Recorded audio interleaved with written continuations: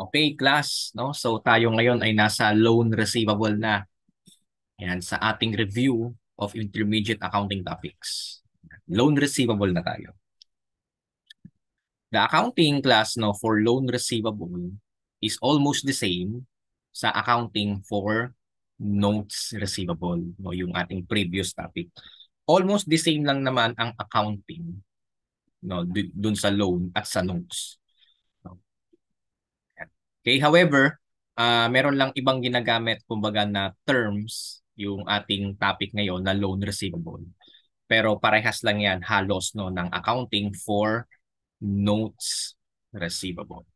So balikan natin no yung classification of receivables for retailers and manufacturers. Receivables are classified into trade receivables and non-trade. Yan. So yan yung general classification no ng receivables. However, class, no, for banks and other financial institutions, receivables result primarily from loans to customers. Loans to customers. Ang situation natin dito, accountant tayo ng mga bangko, no, other financial institution. Okay? Kasi yung mga loans to customers ng mga bangko or other financial institution, isa yan sa mga primary revenue producing activity ng bangko. Diyan sila kumikita no, sa mga loans to customers through interest. Okay, so loan receivable. A loan receivable is a financial asset arising from a loan granted by a bank. Ayan, no, granted by a bank or other financial institution to a borrower or client. So dito sa topic na to, accountant tayo ng isang bangko. Okay? And we account loan receivable. Okay. Pag bangko kasi, no, hindi ginagamit masyado yung trade at non-trade classification. So, ang mas ginagamit nila, no, yung loan receivable to account dun sa mga loans granted to a borrower or a client. Okay, so initial measurement of loan receivable class. Again, the accounting for loan receivable is almost the same sa accounting for notes receivable na previous topic natin. So, ang loan receivable is a financial asset. No? Ang loan receivable is a financial asset. Kaya ang initial measurement nan, fair value plus transaction cost. Okay, so generally, pag financial asset, ang initial measurement talaga ng lagi, generally, fair value plus transaction cost. So ginamit din natin yan no, sa ating accounting for notes receivable. So ang question dito no, or ang questions dito, ano yung fair value at ano yung transaction cost. So fair value ng loan receivable is the cash price equivalent. Okay? Is the cash price equivalent no, ng loan. Now to be specific, class no sa accounting for loan receivable, ang fair value niya no for initial measurement purposes is that tinatawag nating transaction price. Okay? Meaning the amount of loan granted. Kung magkano yung pinautang, yun yung transaction price. No? Yun yung fair value ng loan receivable. Okay?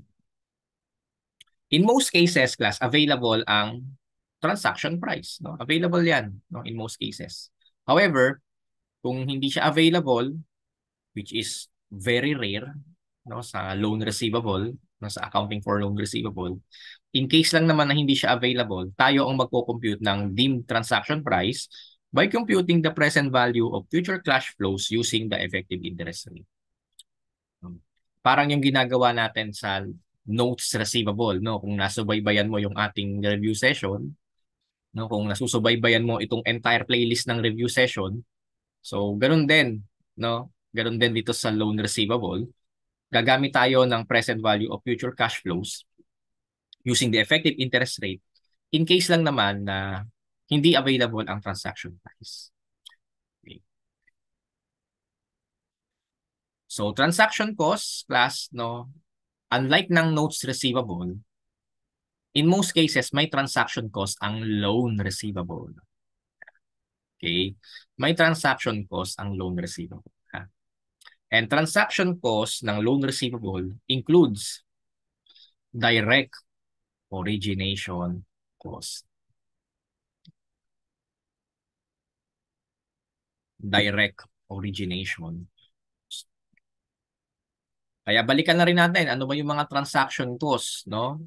So transaction costs include, so yan, commissions to agents, brokers, and dealers. Ayan, levies by regulatory agencies and security exchanges, transfer taxes and duties, and ang madalas, no, na transaction cost na mag-exist sa loan receivable is yung direct origination cost. Okay?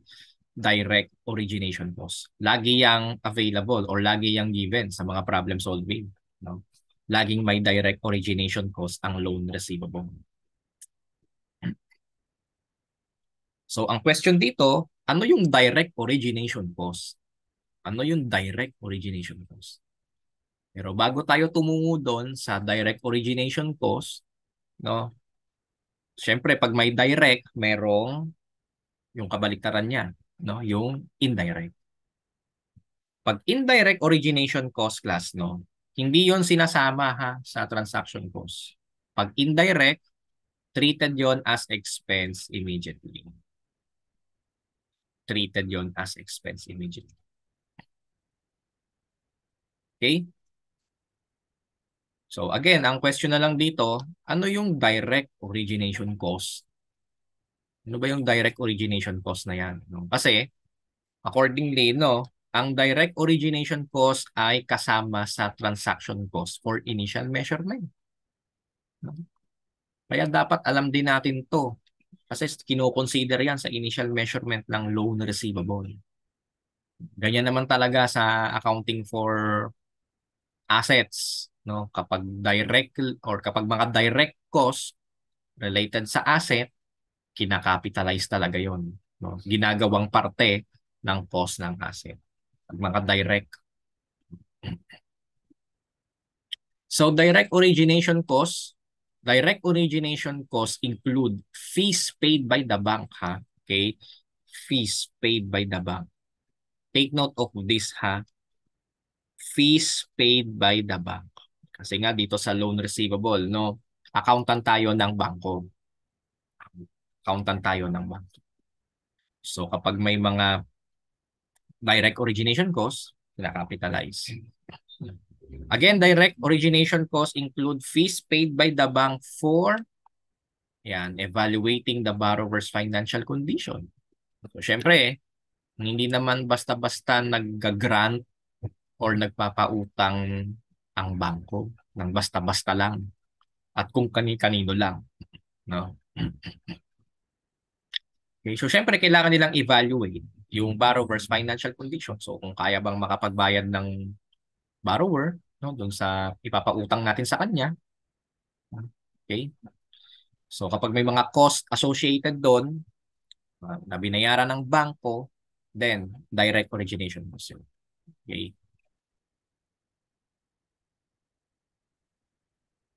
Evaluating guarantees and collateral. So, pag tayo ay naglo-loan sa bangko, no, may mga instances diyan na kailangan ng guarantee or collateral, no? Collateral sa loan mo, no, para pag di ka napagbayad, yung collateral ang kukunin ng bangko. And syempre ganun din, hindi naman basta-basta pwede kung ano-ano lang yung collateral, no? Ini-evaluate din yan ng bangko, no? Kung meron pa ba talagang value yung collateral mo. And syempre, pag may mga cost associated in evaluating the guarantees or evaluating guarantees and collateral, binayaran ng bangko, yung cost na yun, then direct origination cost yun.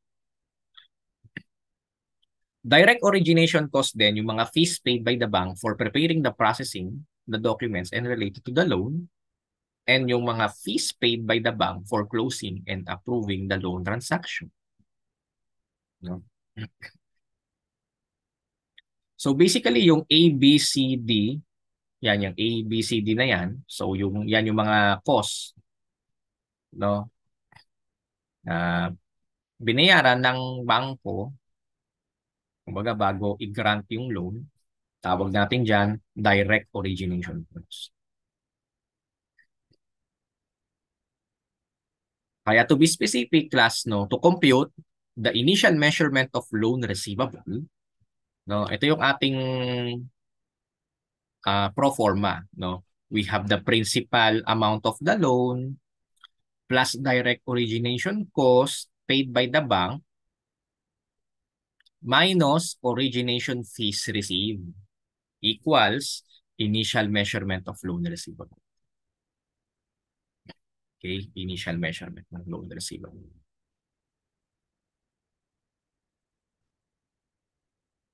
Alam na natin yung direct origination cost. Alam na natin to. So the next question is, ano yung origination fees received? Or ano yung origination fees na tinatawag? At bakit siya minus? No? Okay? Kasi alam na natin yung direct origination cost. The next question is, ano yung origination fees? Okay? So ito yung origination fees class ha, para di kayo masyadong malito. No, ano ba yung direct origination at ano yung origination fees received? Okay? If such fees are charged by the bank against the borrower for the creation of loan, this is known as origination fees. Okay, so sa madaling salita, class, no, kanina binanggit natin yung apat na direct origination cost paid by the bank. May mga instances kasi, class, na instead na si bank ang nagbabayad ng direct origination cost, si client or si borrower ang nagbayad or chinarge sa kanya, chinarge kay borrower. If that is the case, mga direct origination costs na chinarge bank or binayaran ng borrower, tawag natin doon origination fees. Okay. Origination fees. At dahil si bangko naman, at dahil si borrower naman ang nagbayad na, kaya yan ay pa-minus. Okay? Yung direct origination cost, ang nagbayad nito si, very good, bangko. Kaya siya padagdag. Yung origination fees, ang nagbayad si borrower. Kaya siya pabawas. Ang bangko ang naka-receive naman ng pera this time sa origination fees. Okay? Ang bangko naman ang nakatanggap ng pera pag origination fees galing sa borrower. Preferably, the direct origination costs are offset directly against unearned origination fees received. Kaya meron ding instances na ang initial measurement ng loan receivable plus ganito yung computation, no? Principal amount of loan, you add the direct origination cost net of origination fees received is equal to initial measurement of loan receivable. Okay? Next, we have subsequent measurement of loan receivable. So, subsequent measurement of loan receivable, amortized cost. Parang sa notes receivable lang. Kasi syempre, kapag mga financial assets at amortized cost, kagaya ng mga to, na ang purpose is to collect cash flows in the form of principal and interest, subsequent measurement ng lagi, amortized cost. Kapag mga pautang na asset, amortized cost. Okay? Siyempre, amortized cost, you expect, gagawa na naman tayo dito no, ng tinatawag nating amortization table, no, or amortization schedule. Okay, so far apply natin sa problem solving yung mga concepts na pinag-usapan natin. No, problem solving na tayo ha, ng accounting for loan receivable. No? Okay. So meron tayo ditong tatlong requirements, no? Okay? Number one, the carrying amount of the loan receivable on January 1, 20X1, the interest income for 20X3, and the carrying amount of the loan receivable on December 31, 20X4.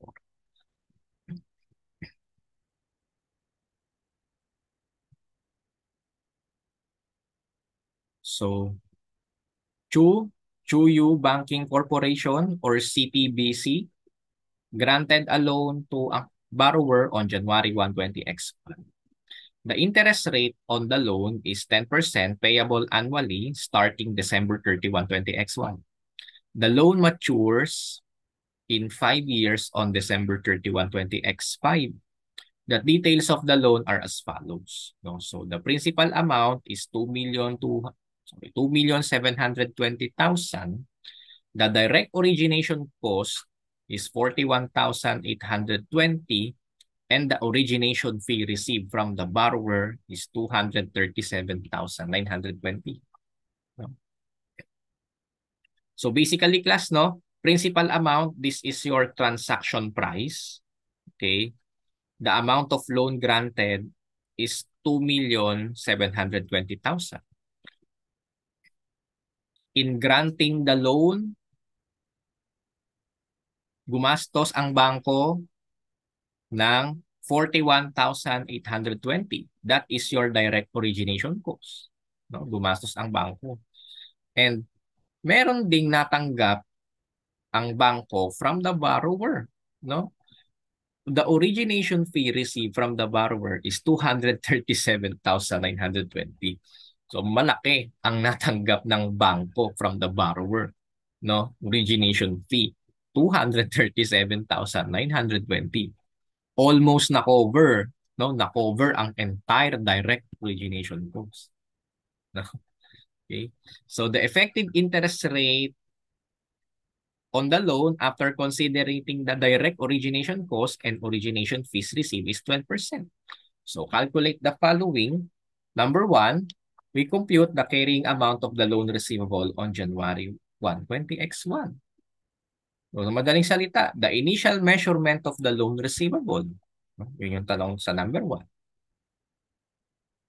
And gagamitin natin syempre no, yung ating template or pro forma to compute the initial measurement ng loan receivable. So, principal amount of the loan plus direct origination cost minus origination fees received. No? Okay? Pero bago natin compute and class, no, I like to balikan lang itong direct origination cost. Pag ganyan lang yung description, direct origination cost, understood na yan ay binayaran ng bangko. Okay? Pag sinabing direct origination cost, or kapag sinabing direct origination cost, it is understood na bangko ang nagbayad na. Ha? Okay? Bangko ang nagbayad na. So using the pro forma to compute the initial measurement, no, that's 2.72 million plus 41,820 minus 237,920. The initial measurement of the loan receivable is 2,523,900. Okay. This is our answer for requirement number 1. Yan yung sagot. Okay.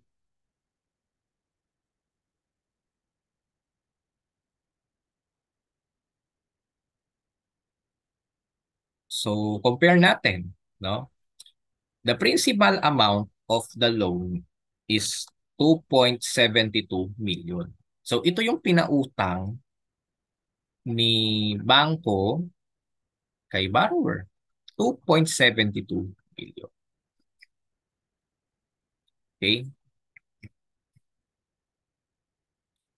However, ang net na inilabas ng bangko na pera relating to this loan is syempre yung initial measurement, no?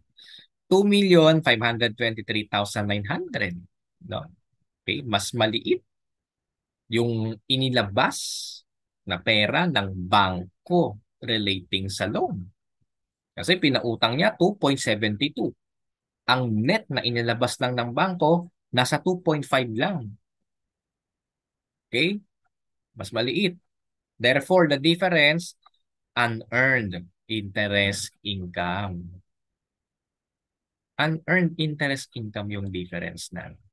Okay?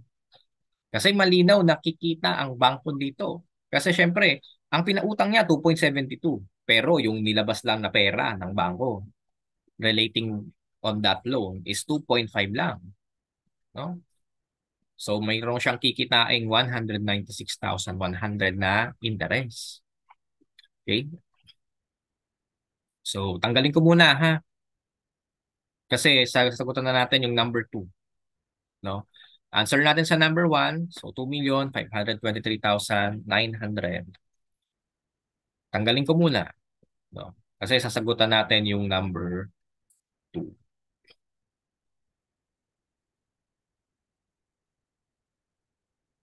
Number 2 is to compute the interest income on 20x3. Ah, balikan lang natin yung ating unearned interest income ha.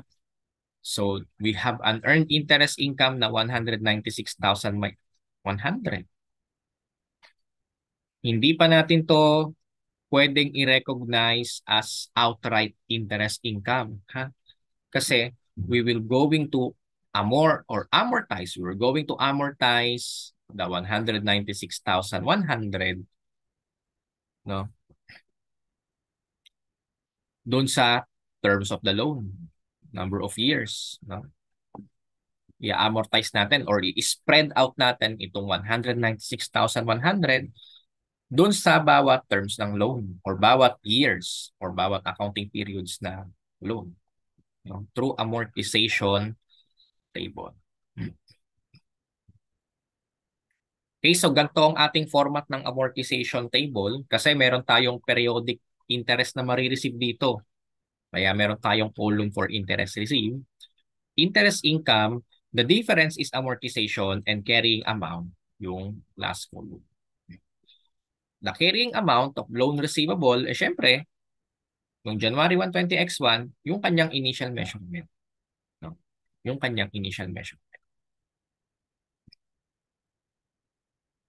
The interest received here, class, is 10% ng face amount or 10% ng transaction price or 10% ng principal amount. Interest income is 12% ng running balance ng carrying amount. Okay? So kapag kinumpute natin yung pang December 31, 20X1, so ganito ang magiging itsura ng amortization schedule natin. So again, interest received is 10% ng 2.72 million.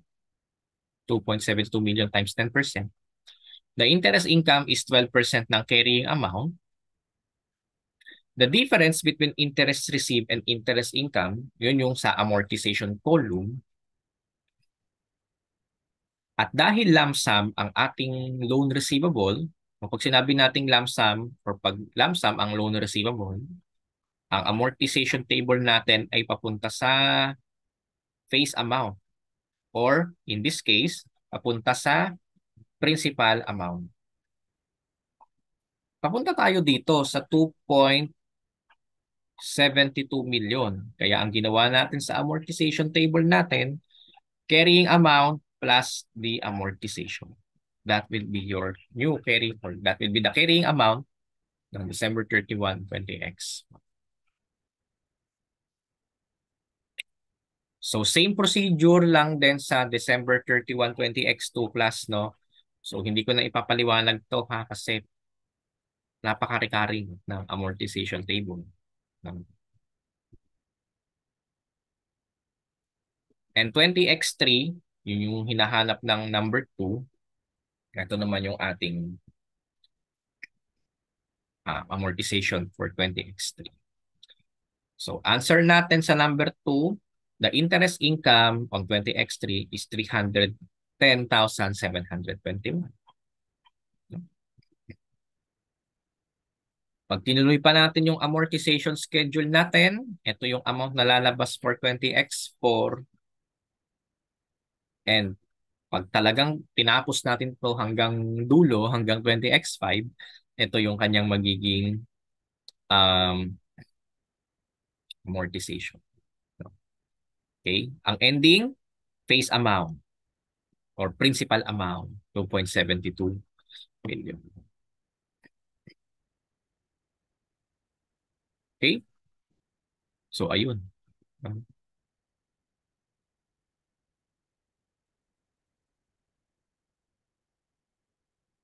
So, burahin ko lang class ha. So, I hope nakasunod, no? Kasi medyo mas madali ang basics ng loan receivable compared kay notes receivable, no? Mas madali yung basic. Kasi yung basics ng loan receivable, usually hindi to ginagamitan ng present value factors, no? Unlike ng kay notes receivable, no?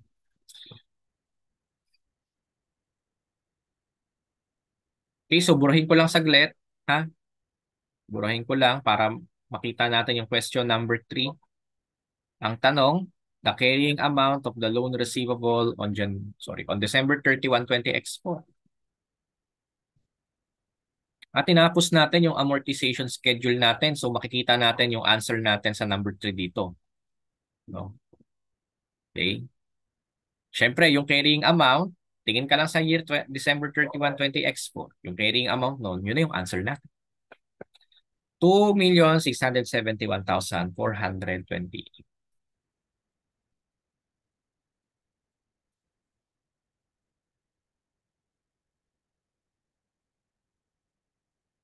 And base class sa amortization schedule natin or amortization table natin, makaka-derive tayo ng alternative computation ng carrying amount dito, no? And you may consider this, no? If you want to verify your amortization table, no? Okay? Makaka-derive tayo ng alternative formula to compute the carrying amount, no? So magagamit mo tong mga gantong mga formula kapag ano no, kapag yung ang tanong ay halimbawa, no, kagaya nito, ang tinanong niya, carrying amount ng December 31, 20x4. So, instead of gagawa ka ng amortization table, which is time-consuming kapag handwritten, you may consider, no, na gamitin itong ating alternative formula. The carrying amount of next year is equal to carrying amount of the current year. You multiply it by 112% minus 272,000. Okay, so yan yung ating alternative, no, computation. So you can do the calculations on your own, no, para i-verify yung mga carrying amount using this formula, no. Okay class, next problem tayo, no, ng accounting for loan receivable. Tayo ay accountant ng bangko, no? So on January 1, 20x1, Rose Ann Park Bank or RPB granted a loan to a borrower. The interest on the loan is 10% payable annually on December 31 every year. The loan matures in 3 years on December 31, 20x3. The details of the loan are as follows. No? The principal amount of the loan is 2 million. No? And in relating or in granting the 2 million loan, gumastos ang bangko, direct origination cost incurred 183,000. 183,000. And origination fees charged against the client. So, merong mga cost na charge yung bangko sa kanyang client in relating to the loan. Origination fees, 80,000. The effective interest rate on the loan is 8%. Calculate the following. Number 1, the carrying amount of the loan on January 1, 20x1. So, syempre, gamitin lang ulit natin no, yung ating pro forma to compute the initial measurement. No? The principal amount of the loan, you add the direct origination cost, and you less origination fees received. In this case, 2 million is the principal, sorry, 2 million, ulit. 2 million is the principal amount of the loan. You add 183,000. You minus 80,000. The initial measurement of the loan receivable is 2,103,000. 2,103,000. So, tanggalin ko lang ha. Kasi sasagutan natin no, yung number 2. By the way, class, ang answer natin sa number 1, 2,103,000. Answer natin sa number 1. So, question number 2, the interest income for the year 20x2. So, syempre, ayan, this is your initial measurement. That's 2,103,000. Okay, so analyze muna natin ulit ha bago natin sagutan yung number 2, interest income. The principal amount of the loan is 2 million. So 2 million yung pinautang ni bangko. However, ang total na cash na inilabas ng bangko in relating to that loan is syempre 2,103,000. 2 million kasi yung pinautang niya, pero ang total cash outlay or total na inilabas ng bangko lagpas sa 2 million, which is 2,103,000. Okay?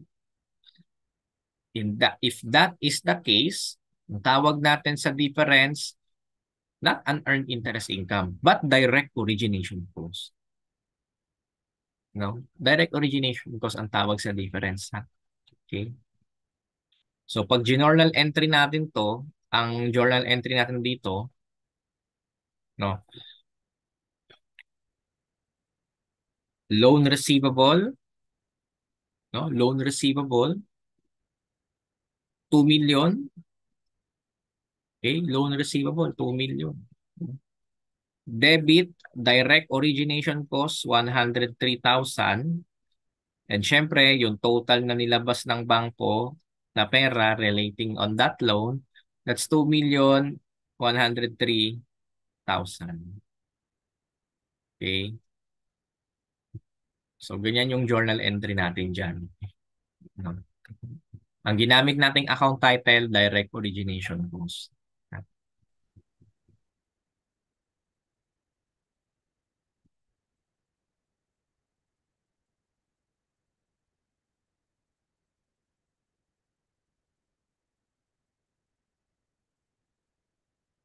Okay, so next we have computation of interest income.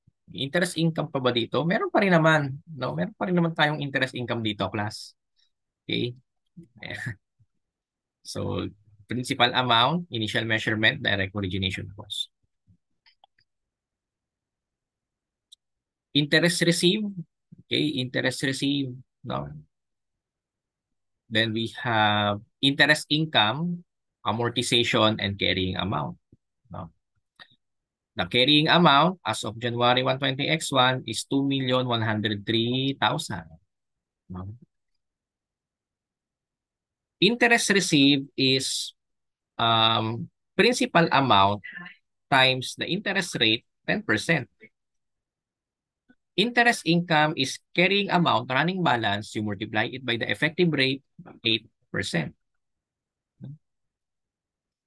Amortization, so syempre yung difference ng interest received and interest income, and then we have the carrying amount.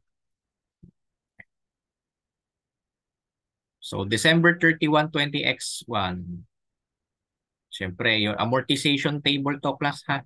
So hindi ko na masyadong i-details ito kasi medyo recurring na yung ating paliwanag dito. No, doon pa lang sa notes receivable. Di ba na topic? Naggagawa tayo ng amortization schedule doon. No? So the interest received is 200,000. That's 10% of 2 million. The carrying amount, or sorry, the interest income is carrying amount times 8%, 168,240. The difference between interest received is and interest income is 31,760. And dahil lump sum ang ating loan receivable, papunta tayo sa principal amount. Therefore, from 2,103,000, dapat papunta tayo sa principal amount na 2 million. Yeah, ang ginawa natin dito this time, minus, no? 2,103,000 minus 31,760. That will be your carrying amount for the year 20X1. Pero ang tinatanong niya 20X2 kasi. So, hindi naman 20X1. No? So, magkakaroon pa tayo ng amortization dito for the year 20X2. And this is your amortization for 20X2. And tapusin na rin natin, no? Kasi hanggang 20X3 lang naman ito. So, lagay na rin natin yung 20X3. Okay? Yan. 2 million. Carry naman.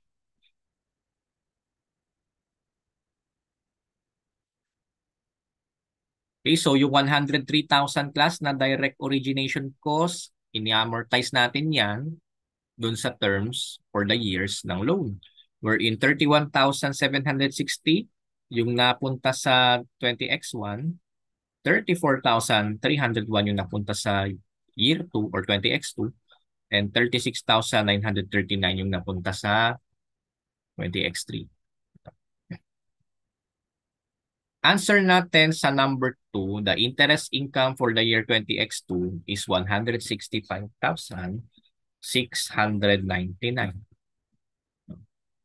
Yan yung answer natin sa number 2.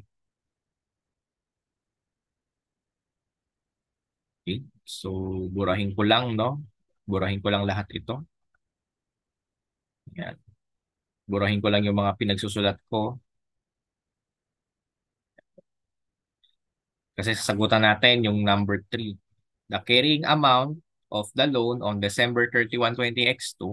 So, ginawa na naman natin yung amortization schedule. Masasagutan na natin to. No? This is your carrying amount as of December 31, 20X2. So, ganun pa rin sa kakagawa natin. No? Kakagawa natin ng amortization schedule, class. No? Kakagawa natin ng amortization schedule.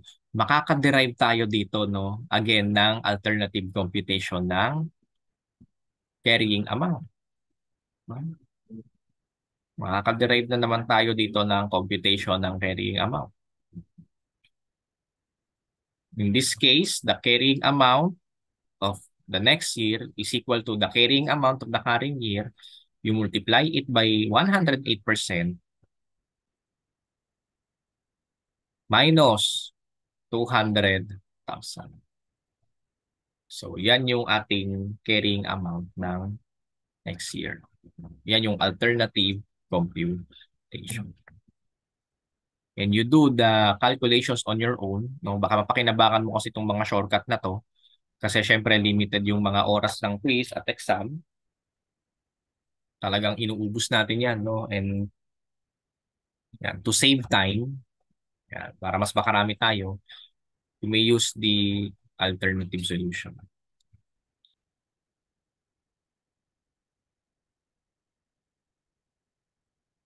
Okay? Ngayon, class, no? So, alam na natin yung basics ng accounting for loan receivable. No? And we can proceed na sa ating next topic, impairment of loan. Yan. Impairment of loan, kasi may mga instances na yung borrower natin, kasi nga 'di ba tayo, accountant tayo ng bangko dito, and yung borrower natin, hindi na kayang magbayad ng loan. Yung borrower natin, nagkaroon ng financial difficulty at hindi na siya makakapagbayad or hindi niya na mababayaran ng buo yung kanyang loan. hindi na natin totally mare-recover yung loan or makokolekta. So, paano ang accounting sa ganun? Okay? Paano ang accounting for impairment of loan receivable? Okay?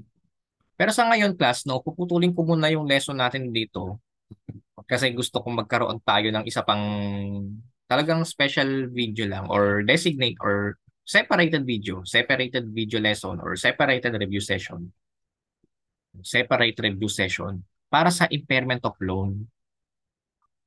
Okay? Alam na natin yung basics. So proceed tayo sa accounting for impairment of loan. Okay, so ayun. Putulin ko muna yung review session natin dito, class ha. So thank you for attending the review session. Ayan. And ito yung next topic natin ha. Continuation pa rin tayo ng accounting for loan receivable. Topic natin, accounting for impairment of loan. Okay, so pag meron kayong mga questions na relevant no, sa ating topic dito sa ating review session, and kahit sa mga topics natin sa mga video lessons natin dito sa YouTube, no, you comment na lang diyan sa baba.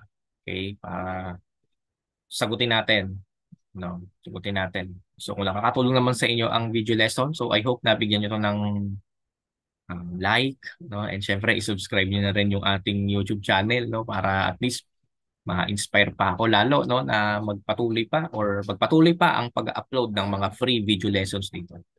Okay, so see you next session. Topic natin ha, impairment of loan. Impairment of loan.